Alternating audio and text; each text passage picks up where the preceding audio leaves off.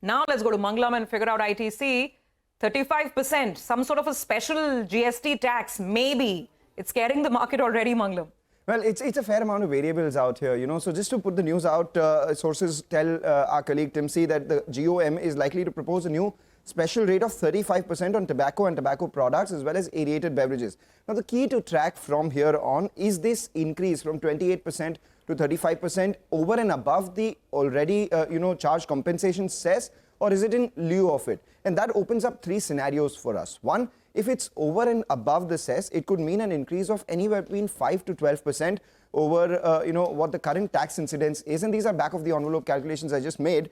If it is in lieu of just the ad valorem portion of the cess. Now, remember, the cess has a fixed portion and an ad valorem portion. Then it is largely tax neutral. And if it is in lieu of the entire portion of the cess, it takes the overall tax, incidence lower by about 20%. Assuming the worst case scenario where this 28% turns into 35% and the company still has to pay the compensation cess, which is both specific and ad valorem, it would mean a portfolio-wide price hike of anywhere around 5%, or an EBIT hit of a little over 5% across the portfolio. But remember, these are all just possibilities right now and probabilities. And over the last 7-8 years, there hasn't been a significant change in the taxation for cigarettes. So even if this does happen, chances are it might just be a one-time negative. And from there on itself, things will move on after the street has accounted for this increase.